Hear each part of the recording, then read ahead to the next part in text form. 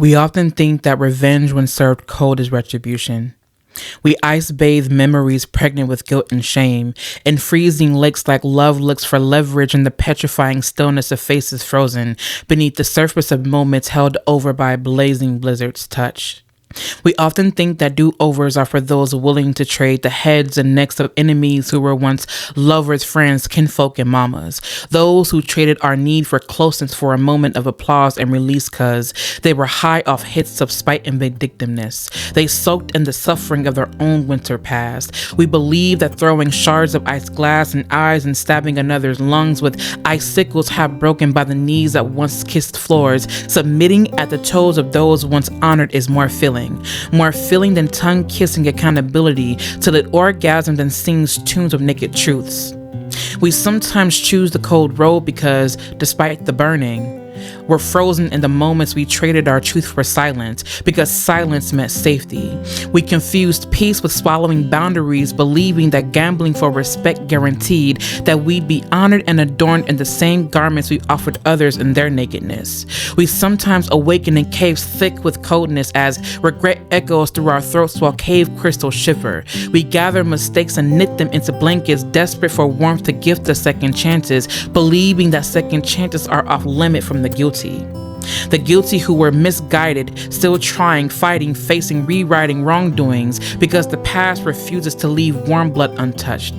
The past needs feeding, so it hooks its fangs gun deep into our pulse points. I know what it's like to beg God for salvation, to hear him growl in his throat, foolishly cloaking his rage and humor, as if he only answers petitions from men on Sundays after they've graved and taken in his honor, showing up to church wearing glory robes the morning after. I know what it's like to fiend for the heat of redemption, like crackheads and homeless men on a hunt for refuge and quick fixes. I know what it's like to take back seat as the ego possesses the mind, to lose yourself in the lust of bitterness, to get punishment as lollipops to those deserving of the rage of falling sages who suppressed the suffering, whose stomachs were pumped with dying fireflies, laced and drugged with failures and empty futures. To misalign because guidance took the shape of abuse, bad words, bewilderment, and beatings. I know what it's like to wish that the universe would pull another life out of its womb from me, to wish I held her and said, I love you, I see you, instead of I didn't ask you to birth me, to have possessed the power to breathe life back into the pulseless body of my former lover instead of pushing my now lover into a freezing lake, scared and angry because I lacked understanding, to choose chaos over self-control and patience, to start fires to protect myself from the cold words of others.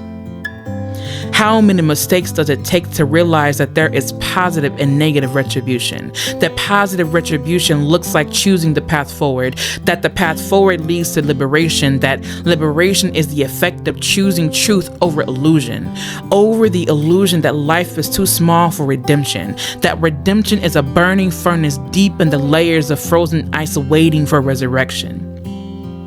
That redemption is choosing wisdom moving forward, and moving forward cracks concrete ice open with ice skates mouthing tired feet.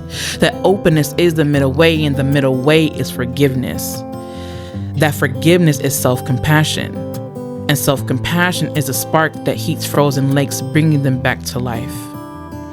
That forgiveness is a choice. Forgiveness, self-forgiveness, is recalibration, and recalibration is soul restoration. I have learned cold lessons from Saturn about redemption, retribution, and second chances. Embody your truth, because the greatest redemption is you.